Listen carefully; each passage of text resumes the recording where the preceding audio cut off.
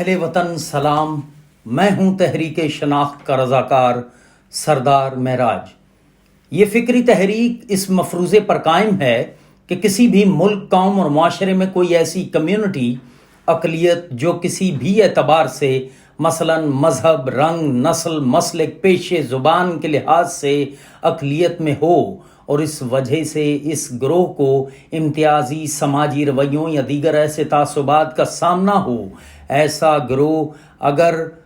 رد عمل میں معاشرے سے بیگانہ ہو کر معاشرے سے کٹ جائے تو ایسے انسانی گروہ اپنے آپ پر ایسے معاشروں میں انفرادی و اجتماعی ہر طرح کی ترقی کے ہزاروں راستے خود ہی بند کر لیتے ہیں، جس کا نتیجہ صدمے سے دائمی فرار کی ذہنی کیفیت میں مبتلا ہونے کا نکلتا ہے، اور اگر فرار کی راہیں بھی دستیاب نہ ہوں تو معاشرتی بیگانگی کا یہ مرض انہیں گہری پستیوں میں لے جاتا ہے۔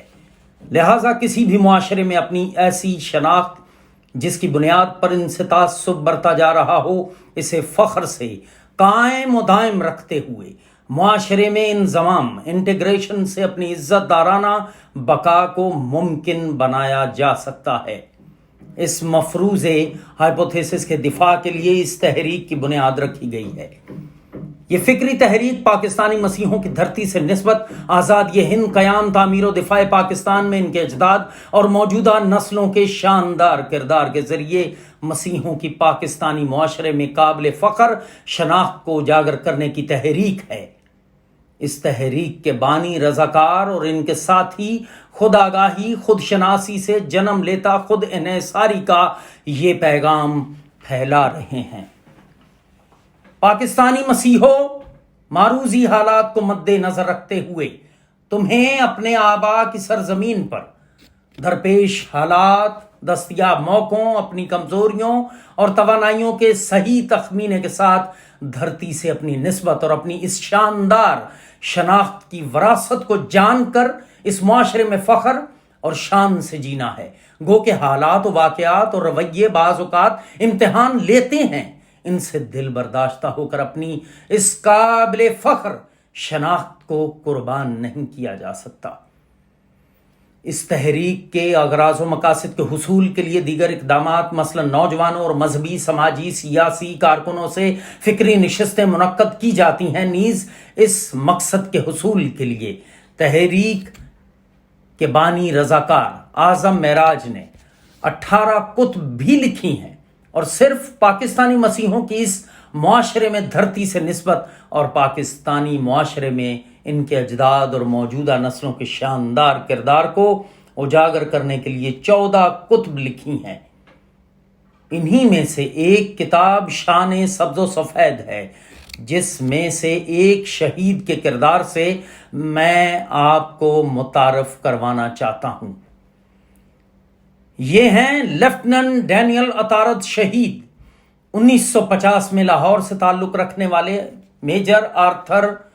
ایمانویل عطارد کی تعیناتی مشرقی پاکستان، ڈھاکہ موجودہ بنگلہ دیش میں ہوئی۔ بعد میں انہوں نے اپنی فیملی کو وہیں بلوا لیا۔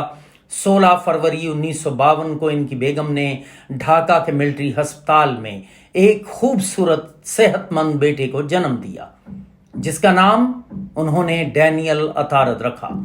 مشرقی پاکستان سے واپس لاہور تعیناتی پر ہونہار ڈینیل عطارد کو سینٹ اینتھنی اسکول لاہور میں داخل کرا دیا گیا، جہاں سے انہوں نے جونیئر کیمبرج کیا اور بچپن سے اپنے خوابوں کی تکمیل کے لیے فوجی زندگی کو اپنا کریئر بنایا۔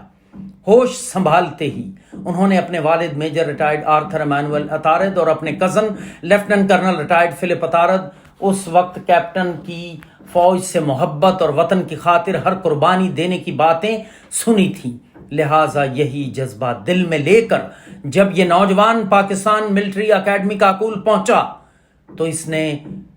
47 PMA کورس میں شمولیت اختیار کی اور 13 نومبر 1971 کو بہترین نشانہ باز کی شیلڈ لے کر پاس آؤٹ ہوا۔ یہ کورس دوران جنگ ہی پاس آؤٹ ہوا تھا اور جنگ کی شدت مشرقی محاذ پر زیادہ تھی،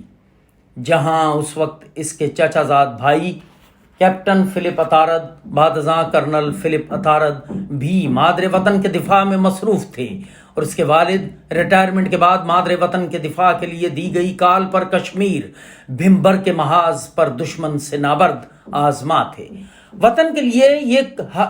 کے لیے ہر قربانی دینے کے لیے تیار اور دفاع وطن کی محبت کے جذبے اور امنگوں سے سرشار اس 19 سالہ نوجوان نے مشکل محاذ یعنی مشرقی محاذ کے لیے اپنے آپ کو رضاکارانہ طور پر پیش کیا، اور 1 دسمبر 1971 کو نوجوان سیکنڈ لیفٹیننٹ ڈینیل اطارد شہید کی پہلی تعیناتی 31 پنجاب میں ہوئی، جو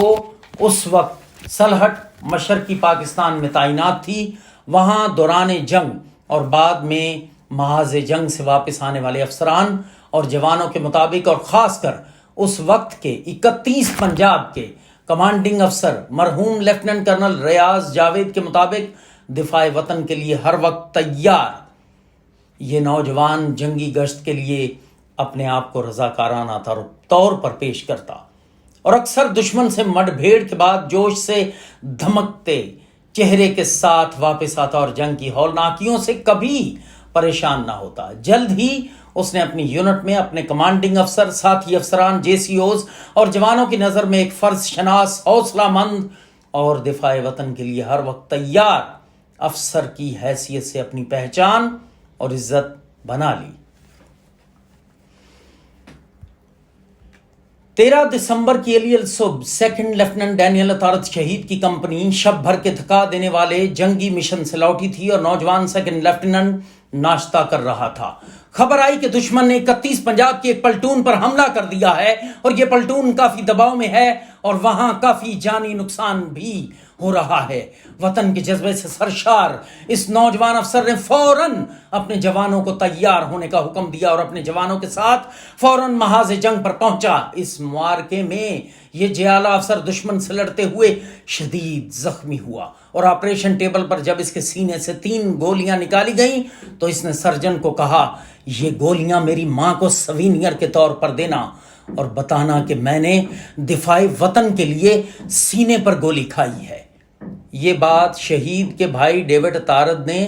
سرجن کی نوٹ بک میں سے دیکھی تھی جب وہ فوجی ڈاکٹر دشمن کی 3 سالہ جنگی قیدی کی حیثیت سے قید گزار کر وطن پہنچا اور ڈیوڈ اطارد کو ملا تھا۔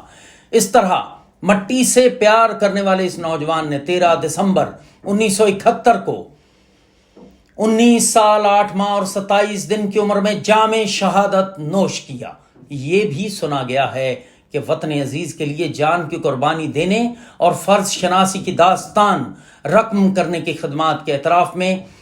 اس نوجوان افسر کو ستارہ جرت بعد از شہادت دینے کی سفارش کی گئی، لیکن 14 دسمبر 1971 کو ڈھاکہ فال کے بعد سب کچھ دشمن کے ہاتھ لگ گیا، اور اس طرح یہ سفارشات بھی کہیں ضائع ہو گئیں۔ سقوط ڈھاکہ کے ساتھ ہی وطن کے بہت سارے سرفروش نوجوانوں کا خون بھی ضائع ہو گیا۔ مردان میں پنجاب ریجمنٹ کے ریجمنٹل سینٹر میں شہداء کی یاد میں تعمیر کی گئی یادگار شہداء کی فہرست میں شہید لیفٹیننٹ ڈینیل اطارد کا نام دفاع وطن کے لیے اپنی جان قربان کرنے کی لازوال قربانی کی داستان ہمیشہ یاد دلاتی رہے گی۔ آخر میں اہل وطن اور مسیحوں کے مذہبی، سماجی اور سیاسی ورکروں سے گزارش کرتا ہوں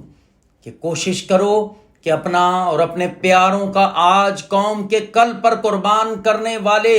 شہداء کی ایمان افروز داستانوں کو اپنی آنے والی نسلوں تک ضرور پہنچاؤ، اور یہ مقصد صرف قومی دنوں اور شہداء کے یوم ولادت اور یوم شہادت پر انہیں یاد کرنے سے نہیں، بلکہ یہ کہانیاں اپنی درسی کتب میں شامل کرنے سے حاصل ہوگا۔ تحریک شناخت زندہ باد، افواج پاکستان زندہ باد، پاکستان پائندہ باد۔